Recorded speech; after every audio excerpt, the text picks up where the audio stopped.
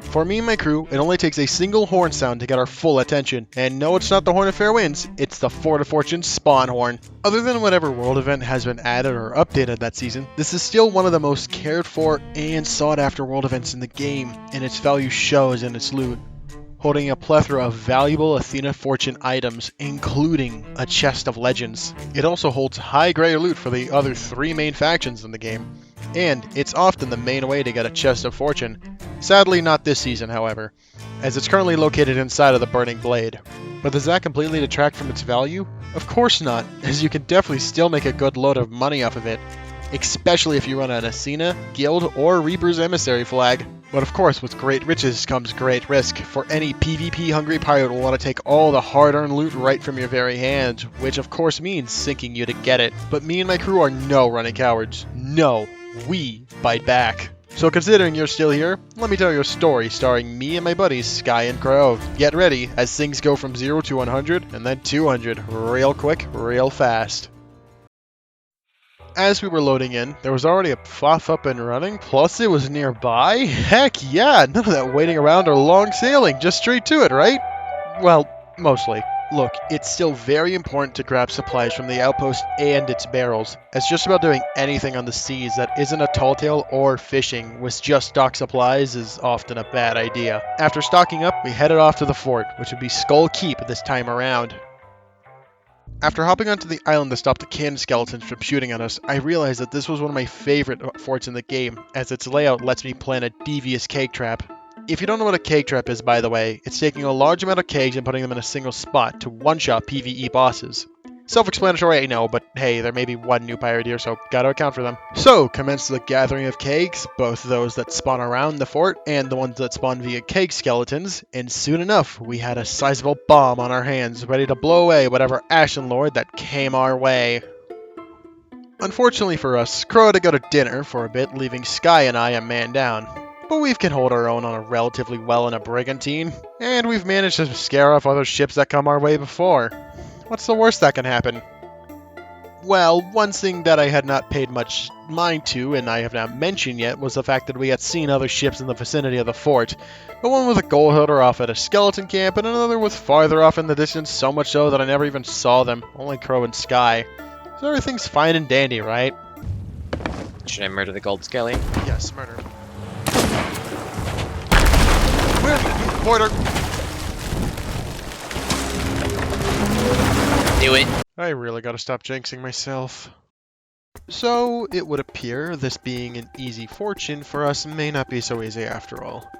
It would be the gold hoarders off at the skeleton camp who had hit us with the keg attack, and they were now on their way to finish the job. Which would have been the case if Rare didn't feel like throwing us a bone that day. Oh, they got skelly sloops. Perfect.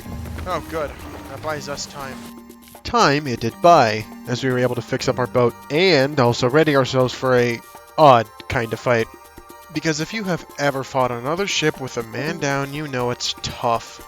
As, let's see, cannon pressure, ship movement, repairing and bilging, and border defense / watch become much harder. So you gotta up your game or you're toast, and thankfully for me and Sky, we stepped it up this fight. Not only avoiding another keg play, but also Sky had shut down any reruns by sniping it right out of the opponent's hands. Got him. Nice! You hit the keg? Yep. We had exchanged broadsides, and the skeleton ship even helped out, one-balling the guy on cannons of the enemy crew. Talk about unlucky. After that, they started to move out to revive and reset. Who's chasing who now? They ended up on our broadside once more, and it wasn't looking good for them. I had chained their mast and headed over for a board. During so, Sky had managed to kill one of them while on their boat, letting me get an easy board and easy drop on the anchor. Plus, I killed the other as he tried to catch it. Now, this fight would have ended here, but... I'm dead. Yeah, the skeleton ship had one-balled Sky, forcing me to come back earlier than I would have liked to, just to keep us afloat, meaning this fight would not be over just yet. Once fixed up, we headed in for another broadside attack, which would have gone better if I didn't ram the skeleton ship and then died. Look, okay, I'm a sub for the wheel, I'm not a replacement. But thankfully for us, not only did A, Crow finally return from dinner, but B, me and Sky had killed both of the enemy crew. meaning if we play our cards right, this fight would be ours. Which I did not do when I boarded them, proceeded to not drop their anchor, not kill any of them, miss all my shots, and then die shortly afterwards. Okay, that's on me.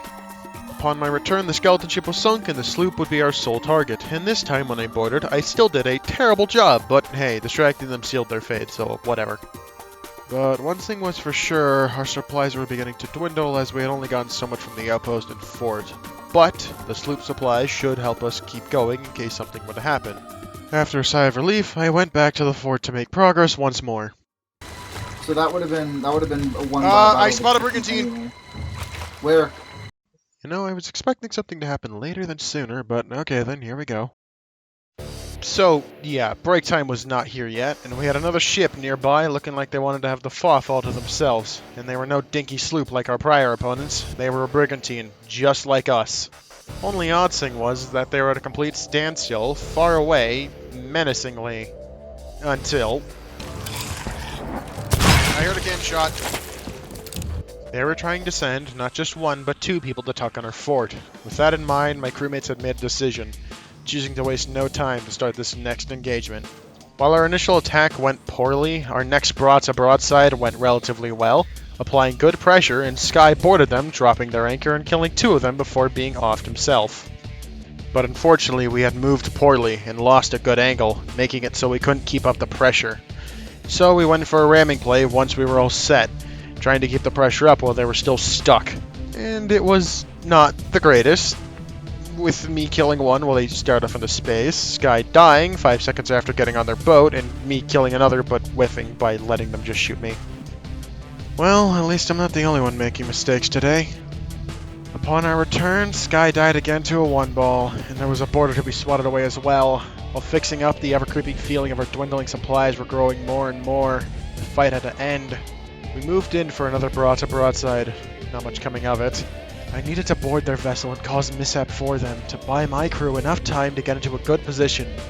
I only managed to drop their anchor before death. And to make things look and feel worse, there was a boarder on our boat. They knocked Sky to the ferry and dropped our anchor. It was taking too much time and effort just to get rid of him. And once sent, the other two had moved in for a broadside attack. Not much came of that, thankfully, and Sky had boarded them again, dropping their anchor and then dying.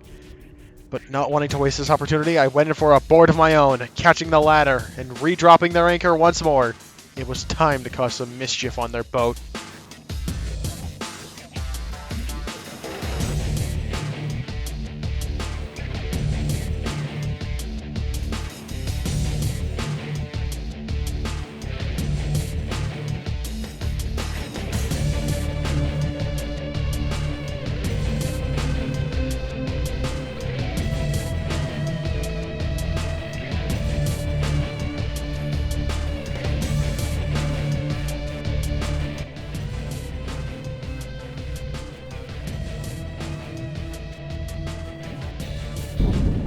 I was already dead. We fucking did it, boys! To say both of our opponents were worthy contenders is kind of an understatement, as if it wasn't for some quick thinking and luck, we may have not been so victorious today. And this time we were able to complete the fort without any more interruptions. Thank God. And hey, I think it's time I show you the benefit of that cake trap if you pack enough powder into it. I Oi, know. fucking at me! That was at me. And fucking at it! Fuck Oh, yes! shit. One shot, motherfucker! And kablooey!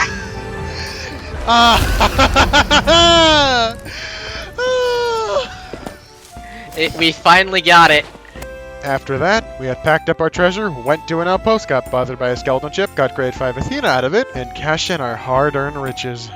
The session ended up being much more quiet after that, with just some storm shenanigans and delivering some rag and bone crates that the sloop had dropped. What a day. Hi there, I have a few things I want to say before the video ends for good. So, first, thank you for listening and watching my little tavern story all the way through. I may not know why you stuck around, but I'm glad nonetheless. As the original recording was on August 13th, holy shit, and this was a very time-consuming project for me as I've been very busy. And I wanted to get this out before Season 13 ended, so thank you for taking the time to watch it. It makes this worth it. And more so if you liked it. Second is, yes, this is based off Cliff the Story Guy. He is one of my favorite CSC's creator. He is doing Arc right now, but I don't care. I still think he's funny even out of this game. I know there are others who do this in a similar way, but he just happens to be the funniest to me, and he's the one I pulled the most inspiration from. I'll link his channel in the description, because he's that funny in my opinion. You should check him out. Sir, the mic I have now came pretty late into this video's production, and I was too lazy to go over everything again with it. Plus, you might notice the little ringing noise. I need to figure out how to remove that. Sorry in advance. Other than that, I have nothing else to say. Thanks again for watching, and I'll see you when I have something funny and I'm not getting beat up by college. Later.